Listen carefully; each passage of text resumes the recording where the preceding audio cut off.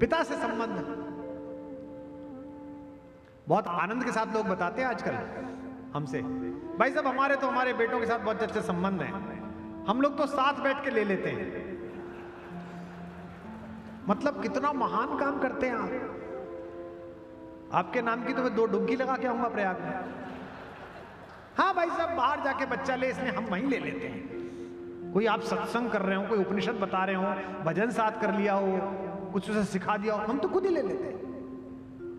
लेकिन एक राजा है जो सुबह सुबह बाल बनाते समय एक हल्का सा बाल सफेद देखता है तो जाकर कह देता है अपने गुरुजी से, गुरुजी बेटे का राज्याभिषेक करो, मेरा हो गया बुढ़ापा। राजनेता को सीखना चाहिए राम कथा से। यहां तो तब तक 4 पहियों की कुर्सी पर बैठे रहते हैं जब तक 4 आदमी उठाने ना आ जाएं।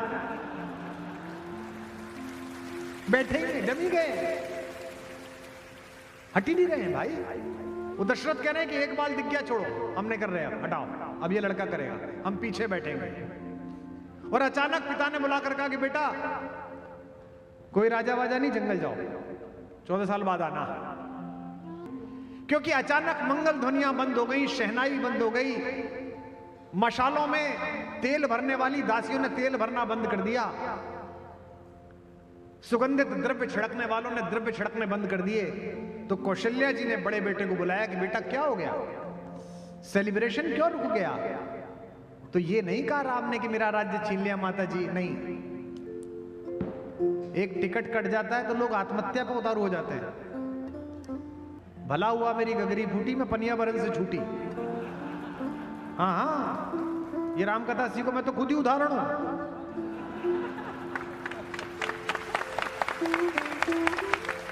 क्योंकि महाभारत पढ़ के ही मैंने सीखा कि मित्र अगर दुर्योधन निकल जाए तो कर्ण की तरह उसके रथ पे मत बैठे रहो, उतर के भागो, क्योंकि खुद तो मरेगा ही, ये तुम्हारे भी रथ का पहिया फंसाएगा कहीं जाके। कौशल्या जी ने पूछा कि बेटा क्या हो गया? तो राम जी ने ये ना कहा राज्य छिन गया। राम ने प्रसन्न तो होकर कहा माता पिताजी ने मुझे जंगल का राज्य दे दिया, पिता दीन मोहि कानन।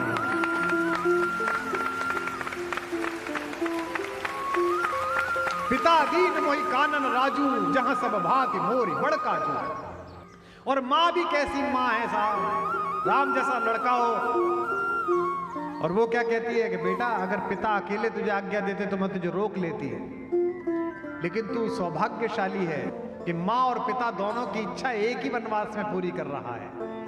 जो पित मात कहो वन जाना, तो कानन शत अवध समाना। तो जंगल 100 अयोध्याओं के समान है। कौशल्या ने राम को वन भेजा तो कहा कि तेरी सब रक्षा करें हे राम। वरुण रक्षा करे, अग्नि रक्षा करे। हे अग्निदेव रघुनंदन को शीतल होकर के छूना तुम। हे वरुण देव कर कृपा इसे जल में मत कभी डुबो ना तुम। हे वन देवी रक्षा करना तुम मेरे सुत की शूलों से। दिक्पाल बचाना उसे सदा प्रत्येक मार्ग से भूलों से। और आखिरी 2 पंक्ति जो बोलती हैं माता वाल्मीकि रामायण में, मेरे बहुत प्रिय बालक ने अनुपम प्रियदर्शी ने इसका अनुवाद किया हिंदी में। क्या बढ़िया पंक्ति है। हे राम अभय होकर जाओ, सौभाग्य सदा संरक्षक हो। जिसकी रक्षा में तुम रत हो वह धर्म तुम्हारा रक्षक, धर्म तुम्हारी रक्षा। जिस धर्म की तुम रक्षा करो वह धर्म तुम्हारा रक्षक। ऐसा भाई मिलना दुर्लभ है। दुनिया में बड़े से बड़े आदमी की परछाई काली होती है। राष्ट्रपति महोदया भी चलें तो काली परछाई पीछे पड़ेगी, प्रधानमंत्री जी चलें तो भी पीछे काली परछाई होगी, संत चलें तो भी पीछे परछाई होगी। अगली पंक्ति पर हम लक्ष्मण जी का जय घोष करेंगे मेरी एक बात पर।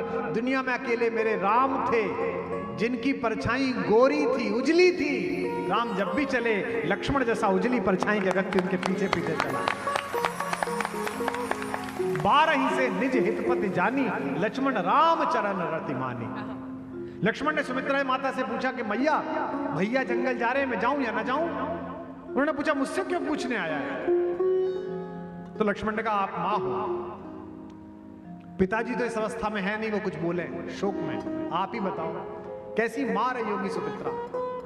मां कहती है बेटा तुझे भ्रम है कि मैं तेरी मां हूं, मैं तो इस जन्म की तेरी मां हूं।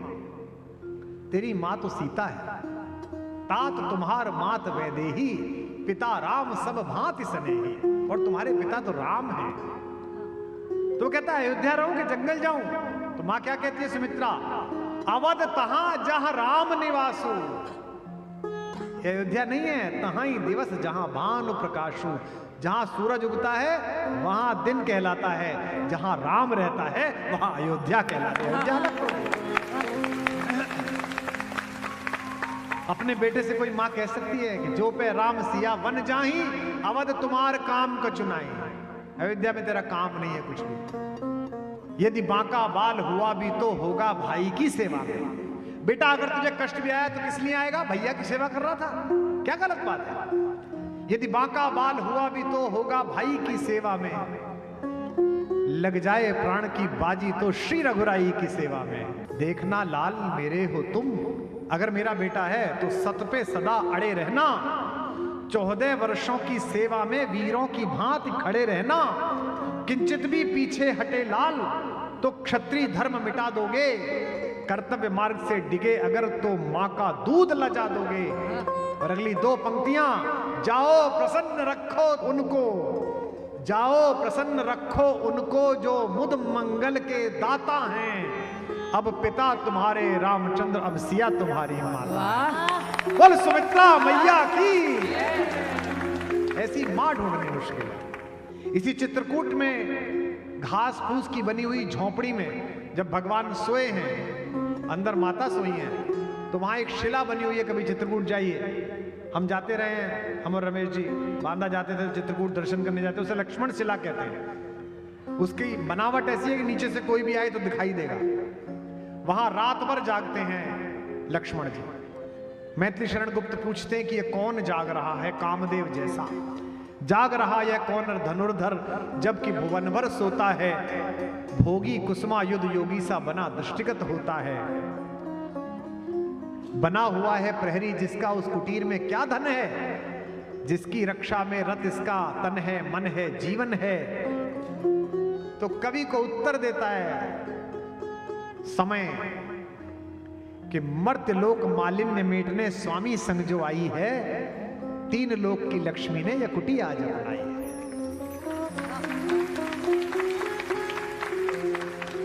हमारे यहाँ एक